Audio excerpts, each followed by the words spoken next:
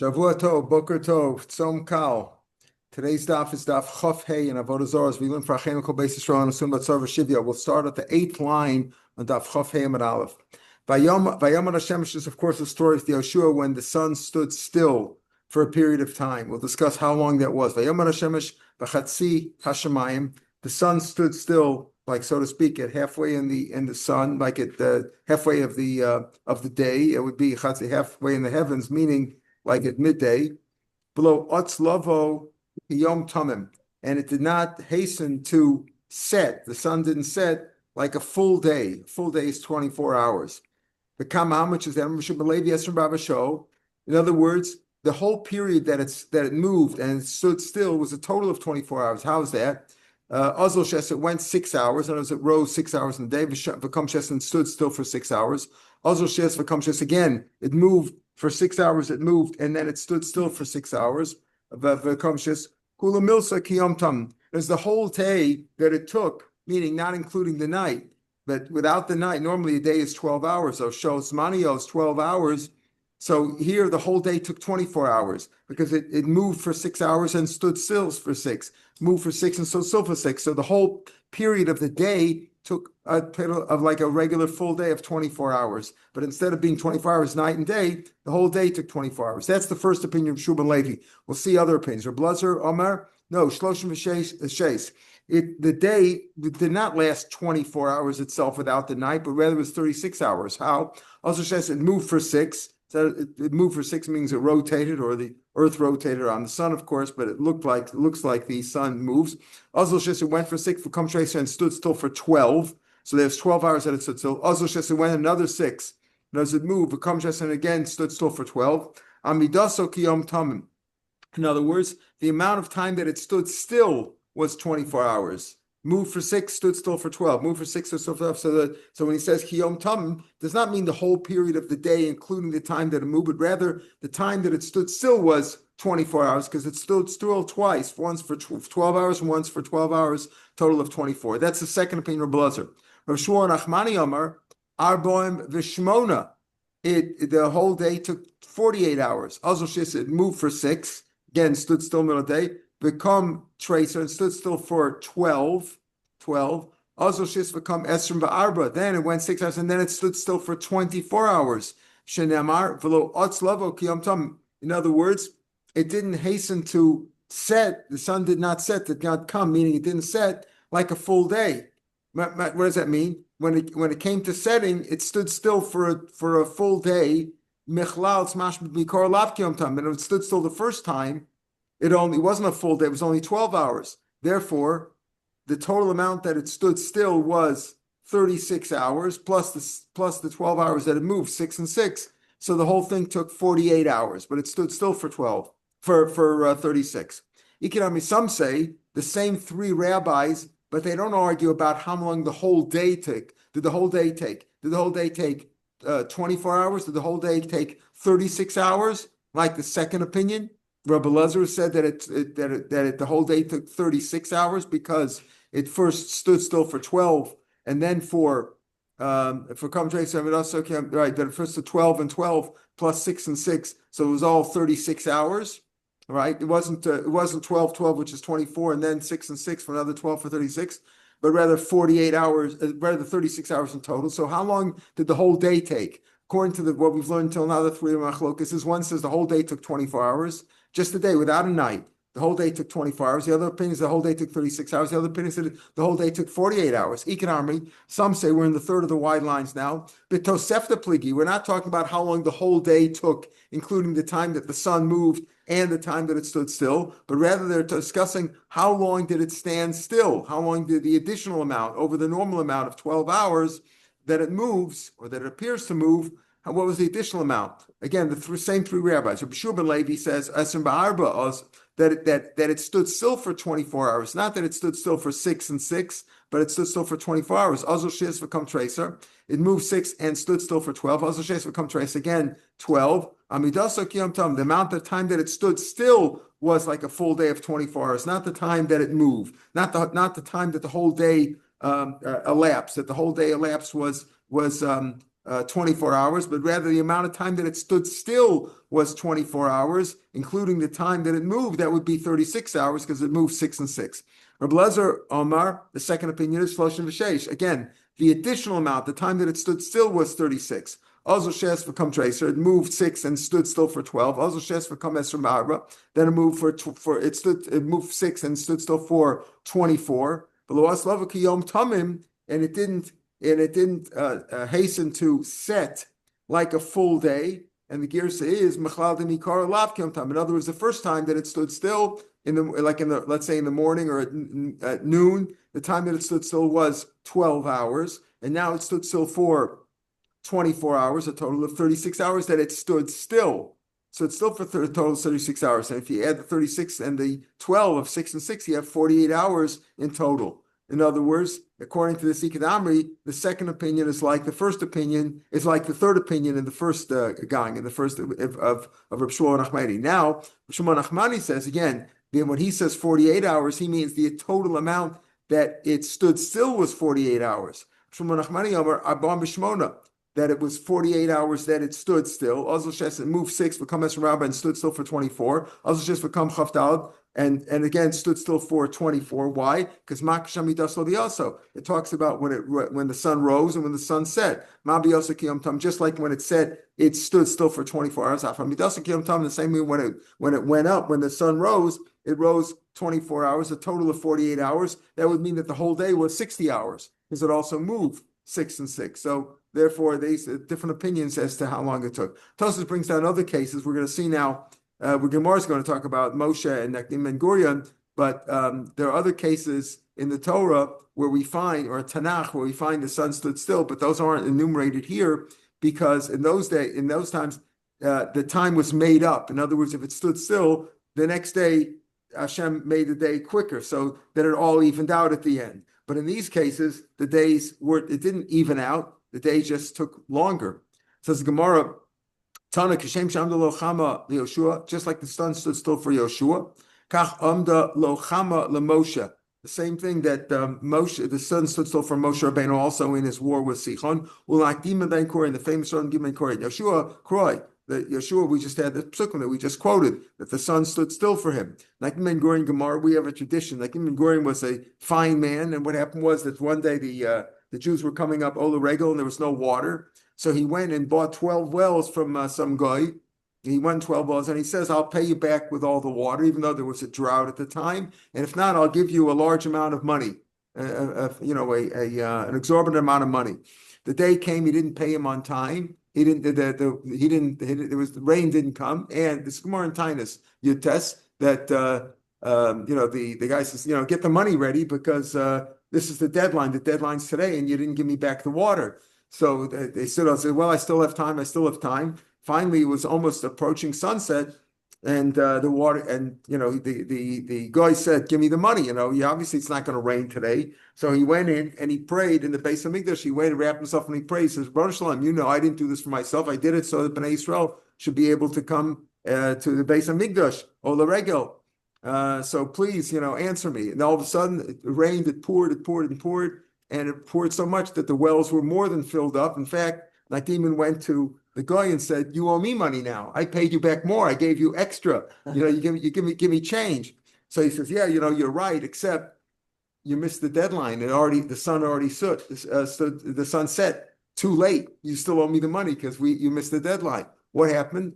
He went and he prayed again, and a miracle happened. The clouds opened up and the sun shone. So to show that the day was not over yet. As Hashem extended the day. So this is another case, not like Yeshua, also Manakdim, Hashem extended the day and didn't make up for it. The Moshe Menahari Moshe, Asi Ochel. It says, I will begin. It says, Sivacha Ochel Teis Pachtecha. And Hashem said, I will begin to deliver your fear to the people. It says, I will begin to make you great. So since there's Xavier just like by Yeshua, the sun stood still. The same way, by Moshe, we learned it stood still. Rabbi Yochanan, Asi taste, the same pasuk, but from the word taste, that I will deliver, I will give you, I will give, not I will begin, but I will deliver, I will deliver your fear in them. I will begin to deliver your fear among the people.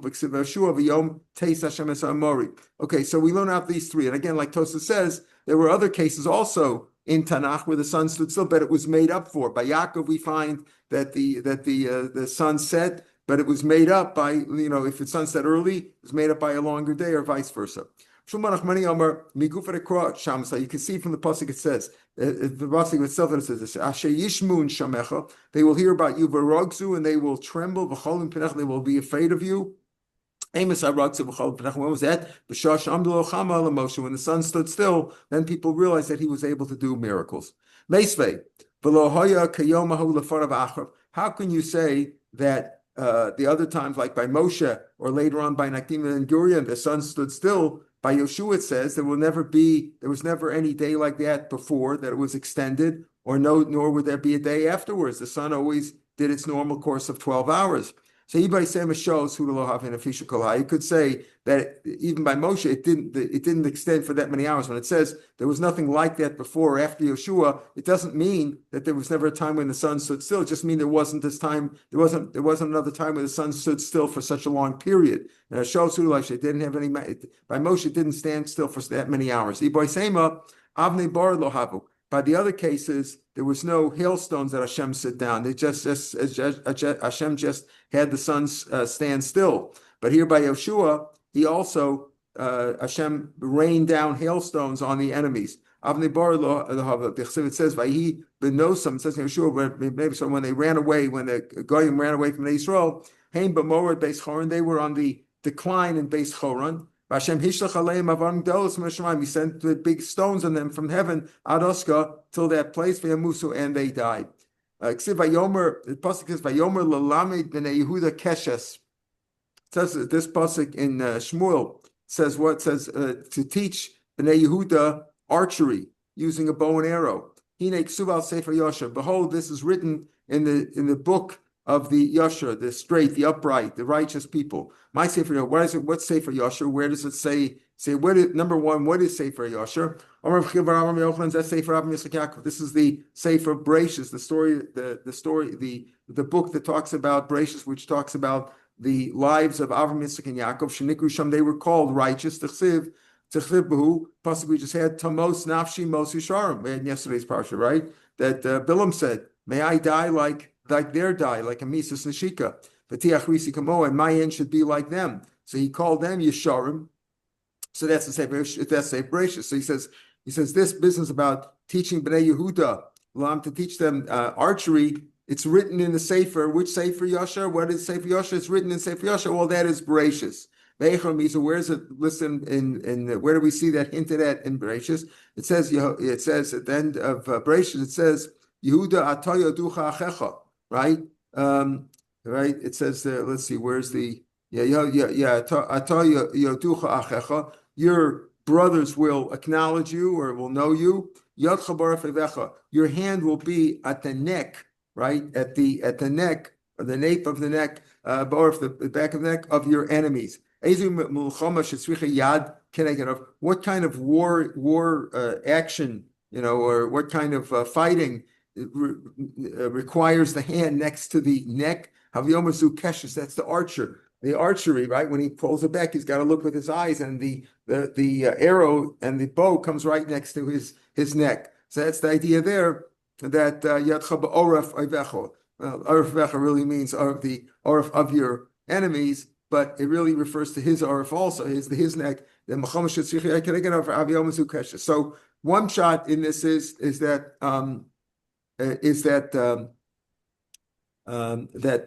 the idea that he taught them archery. It's written in the Sefer Bereshis. Where do we see that? In the story with Yehuda. Okay, Rabbi Lazar was that Sefer Mishnah Torah. No, Sefer Yesharim is not. It's not Bereshis, but it's rather Dvarim, Mishnah Torah. My correlate Sefer, or I call it Sefer. It says Vasisei Yasher Atov B'nei Hashem. Right? Is that in Shoftim, Michael? I think so. Right? Sisa Yasher Atov B'nei Hashem. In Shoftim, it says that. Right? In Parsha Shoftim. Right? Vasisei Yasher Atov B'nei Hashem. You should do what's right and it's just and good in the eyes of God, and that's the same. So where does it say in Dvarim? Where does it hint at this idea of archery? Yadav Rav Lo, his hands will fight for him, right? right? And where the and what kind of a war, what kind of warrior or fighting action, military action requires two hands. That's the bow in the arrow. You need two hands to do that. Shmuel bar Nachmani Omer Zaseh for Shoftim. It's actually Sefer Shoftim, not Parsha Shoftim. Sefer Shoftim. Michael said, why is it called Sefer Shoftim? It says, in those days there was no king in the Jews. Isha Yasher Bein of Yasa. That's why it's called Sefer HaYosher, because it says everybody did what they wanted to do. Everybody did what they thought was right in their eyes. Hecher Miza, where do you see the hint of that in Shoftim? That's talking about this idea of archery, to teach them archery. Hecher Miza says, Lamandas Doris Bnei Israel, so the generation of Israel should know to teach them war, to teach them military tactics, war. What requires the teaching? At least in those days. Today you need a lot of things to teach all the kind of the machinery that we have today, the artillery, etc., all the weapons that we have. But in those days, what needed to be taught? Archery needed to be taught. You had to practice and know how to do it. How do we know this is speaking about Yehuda? Because it says Yehuda, why saw by Yehuda? Why Malon of Yehuda? It says, Mi alon alonu, but who will go up for us against the Canaanites? To fight with Hashem, Yehuda Yalla, he will go up. All right, so this is brought down, this whole discussion is really brought down because we have the machlokas between different opinions here as to what's shot. We had Rabbi Yochanan and we had Rabbi Elazar and we had Rabbi Shmuel bar Nachmani. Now the Gemara is going to bring down another machlokas between them as to interpret how to interpret a pasuk, but it's nothing to do with our Gemara. Not that the previous Gemara had so much to do with what we were talking about, right? We were talking about fearing Hashem, about all these ideas of special tactics and things like that, and war. So we mentioned that, but it's not, even the previous Gemara is not so connected. But this one is only connected because of the same mandarim. It says pasuk vayoram pasuk, and again in Shmuel says vayoram atabach es hashok. The cook picked up the thigh of the animal, the he oleha, and what was on top of the thigh. That's what they showed him before Shaul to eat. My vehe oleh. What do you mean? What was on top of the shok v'alya? It's the thigh and the tail, the fat tail of the animal. My ve'oleh. Why is it called ve'oleh? It was on it. The mesamcha shok le'aliyah, because the thigh supports the tail. The tail sits, so to speak, on top of the thigh, so it's supported by the thigh. That's what he means when he says he gave him the thigh. He gave them the thigh to eat. Ve'oleh, and what was on it meant the tail. Blazer omer shok v'chaza. It's the thigh and the breast of the animal. My ve'oleh. Why is it called ve'oleh? The mochus le'chaza. When you bring a shlamim, you take the mochus le'chaza alua the shok. Because what you do is they do tnufa there. They wave it in front. So what they do is they take the breast, they put it on the thigh, and they wave it. Kiboya nufim manfile. When they want to wave it, that's what you do. The tnufa is done in that form. That's why he says the shok, the thigh, and what was on top of it. On top of it was the breast of the animal. So again, this is the machlokas between Rabbi Yochanan and Rabbi Elazar and Rabbi Shmuel Nachmani. That's why it's brought in. We have the three machlokas interpreting this pasuk. Just okay, the three machlokas before. Rabbi Shmuel Nachmani Omer shok v'shofi. It's the thigh and the club or the point, the cap that's on top of the thigh. In other words, in the animal at the top of the thigh, there's like a bulb, or what do you want to call that? Like a cap or a bulb. That's called the shofi. My ve'oleh, shofi ilui the shokoi, because that's where it sits. It sits on top of the thigh. Again, this machlokes has nothing to do with our Gemara. It's just brought down because of the same three authors. Okay, as we had in the previous. Okay, now. Again, before we also had, and this is both these last two pieces, the piece about what's the keshes, that also has to do with the same three machlokas that we had before, that we had now. Before we had three machlokas between Rabbi Yochanan and Rabbi Elazar and Shmuel Nachmani, so we brought it down now here to the same authors are arguing about a pshat and a pasuk. The Mishnah said, "Lo tisachid isha mam." A woman should not be secluded with goyim, with of the avodah zarah, because they may defile her. They will abuse her. So what are we speaking about? Are we speaking about a woman with one man, with one guy? Why do you talk about she shouldn't be secluded with one guy? She shouldn't be secluded with one Jew either. That's also yichud, right? Is it permitted to be with one man? By the time we learn, Even two women should not be with a man because it's easy, they could easily be seduced. So a woman should not be with one man, even if she's with another woman. So it can't be that we're speaking about with one man, right? That she shouldn't be with Yichud Bandman, because why are we talking about a guy? Even a Jew shouldn't be secluded even with one Jew. Ella betlasa. We're speaking about where there were three men, there. Oh, there were three goyim. She shouldn't be secluded because they'll abuse her. Ella betlasa. So the Kavah, so So again, why is the problem with goyim? If you had three Jews who were promiscuous, they weren't nice people, she shouldn't be with three men, Jewish men either. By the time we learn one woman, you can't have one man with two women because they might easily be seduced. But one woman with two men is okay. That's only by upstanding men, good, righteous men. Two men with a woman is okay. If they're promiscuous people, even if there are 10 men, you shouldn't do it because what might happen. There was a story about they took out this woman, maybe they pretended she was dead or something like that, like they're going to a funeral, and they all abused her, even 10 men. So if we're talking about promiscuous women, why are we talking about, it says a woman should not be secluded with a few goyim. Shouldn't be secluded with a few Jews either if they are not such upstanding people. So let's read. We're talking about, with a Jewish person, we're talking about where the man's wife is with him. If a man's wife is with him, you can be secluded with that man because you're not really secluded. His wife is there too. Right? So she will guard him. By a goy, that's the difference. Even if his wife is there, she's not going to guard him against sin. But if a Yisrael is there, a wife, tough Jewish woman, she'll make sure that her husband doesn't do anything right. So the Gemara says, okay, so you've explained how a woman should not be secluded with a guy, even if his wife is there, because his wife won't protect him. But why are you talking about being secluded in terms of immoral activity? She might. Why aren't you concerned that he'll kill her? You said remember a man should not be secluded with a guy because the guy might kill him. So why are you talking about the Jewish woman shouldn't be secluded with a guy because he'll abuse her? What about the fact that he might kill her? We're talking about a distinguished, a prominent woman who's known to the government. They won't kill her because they'll be afraid of the government. She's got protexia, she's well known to the government. The mirsimina, they're afraid of killing her. They won't kill her, but if she's pretty, they may abuse her. Isha klezain ola. A woman can protect herself from being killed. A woman knows that. In other words, she has her own weapons. Meaning, a woman with her with her manner, etc. She might be abused, but they won't kill her. But she knows how to protect herself. Maybe now, what's the difference between these two reasons? Rav Yomi says we're speaking about a distinguished woman, right? The distinguished woman, they won't kill her, right? But if she's pretty, they will abuse her. He says, no, a woman can protect herself from being killed. What's the difference between them? A woman who is prominent and the men won't kill her, but she's not so pretty. She's not so respected among the women. According to Rabbi Yirmiyah, right, she'll still be abused, right? Rabbi Yirmiyah says, right? Or rather the other way around. But if the nafkamina will be, if she is prominent among the men. See, the second thing, Ravidi just says, listen, a woman won't be killed. She knows how to protect herself, but she could easily be abused. So therefore, she shouldn't be secluded with a guy, even if the guy's wife is there.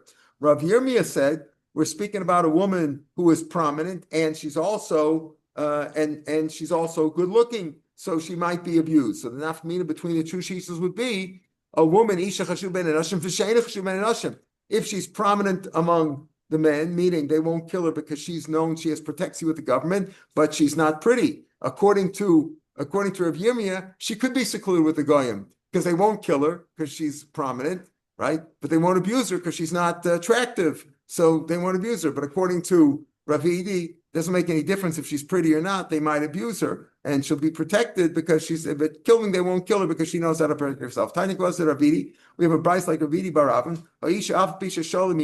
A woman, even though she is at peace, meaning she can protect herself, right? That she knows they're not going to kill her. She can protect herself from being killed, right? She doesn't need any protection from the government, even though she's okay. Because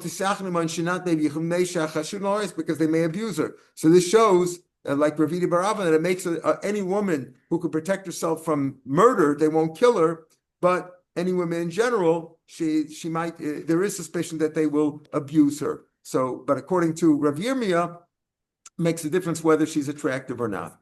Lo yisachet adam imon. A man should not also be secluded with them. Why? Because they may come to kill him. That's our concern, right? The Mishnah said because the chashudim for Ritzicha. What did the Mishnah say? The Mishnah said lo yisachet adam imon. A man should not be secluded with them because they're suspected of murder. Well, what should you do? A man is walking, a Jewish man is walking on the road, and a guy happened to meet him, and the guy starts walking with him too. So what do? He wants to protect himself because the goyim are always suspected of murdering Jews. Hopefully, keep him on your right side. Keep the guy on your right side. Presumably, you're a righty, and you'll be able to protect yourself with your right hand if he tries to attack you. Rav Shmuel famous Rav Shmuel, the son of Rav Meir, said, it depends on what the guy has in his hands. What weapons does he have? Besides, if he's got a sword, now where do you normally keep your sword? You're a righty. Most people are righties, not the sword, right? On your left side. Yeah. So therefore, if he has a sword, you should keep him on your right side so you can grab the sword. If he tries to unsheath his sword, you can grab it. So Rav Shmuel says, listen, very simple, just use simple tactics. Besides, totally amino. Then you should keep him on your right side so you can grab a hold of the sword if he tries to take it out of the sheath. But makel, but if he's got a stick in his hand, where's his stick in his hand? On his right side. So you should keep him on your left so you can grab the stick. In other words, you don't want to give him the opportunity to raise that stick and hit you, and you can't reach the stick. So then keep him on your left. That's what Rav Shapiro says. Besides, but makel tov l'smal, then you should keep him on your left side so you can grab the stick before he raises it. Talmud Aleph, we said that for a keshet you need to learn things. Here we go. That for swords and for sticks you also have to learn. No, you don't have to. This is defense. They were talking about how to use the bow and arrow. You have to use things. We were talking about how to defend yourself against these things, right? All right. Also, let's say they were on an uphill turn, or they were going downhill, up a mountain or down a mountain. Make sure that you have the upper territory. You should have the high ground, right? You should have the high ground. The Jew should not be below the guy. Make sure that you have the upper ground, that you are on top of him. And also don't bend down in front of him, because maybe he'll smash your skull. In other words, don't bend down in front of him. Don't give him an opportunity. Be very careful. Let's say he asks you where you're going to. Let's say you're on your way from Chicago to New York. Right? Give an example. You're on your way from Chicago to New York. And he says, how far are you going? He says, or let me put it simpler. You're on your way from Chicago to Cleveland. And you ask where you're going, you tell him I'm going to New York. So this way the guy says, okay, I got plenty of time. I can attack him in New Jersey or Pennsylvania, something like that, right? So he says, you should tell him you're going much further. This way he won't be in a rush to attack you. He has plenty of time, right? Like Yaakov did to Esav HaRasha. The Chsiv, it says, until I come to Seir, right? He stopped in Sukkos. He stopped much earlier. Why? Because he didn't want to give him an opportunity to hurt him. There's a story with the Talmidim of Akiva, and Akiva lived in Eretz Yisrael. They were on their way to Chziv, to that town.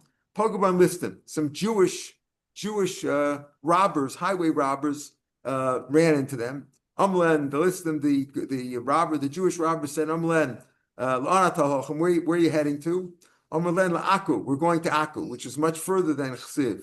They said, okay, sorry, we're getting off at this exit. This is our exit. This is our stop. We're getting off here. In other words, they had told him, we're on our way. You see, to save yourself, you can lie a little bit. Where are you going to? We're going all the way up to Aku. But he got to Chziv, saying, we're taking this exit now.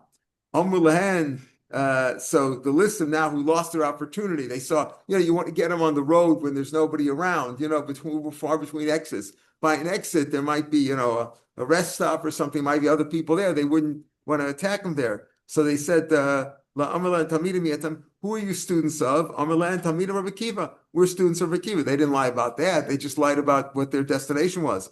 Asher Rav Akiva. So the listim said, Happy is Rabbi Akiva Talmidav and his students. Shelo Pogba and Adam Ra Ma'olam. Nobody bad ever met them. Nobody hurt them really. It means nobody ever attacked them because they knew how to avoid with defensive tactics. Another story that happened in Bavel, not in Eretz Yisrael. Rav Menashe Havi Ozol LeBeit Tursa. He was going to Beit Tursa. That was a destination in Bavel. Pogba and Gande, some Ganovim who were considered just robbers. They weren't as violent as Listim. Listim is like Listim Mizuya, maybe had with weapons, etc.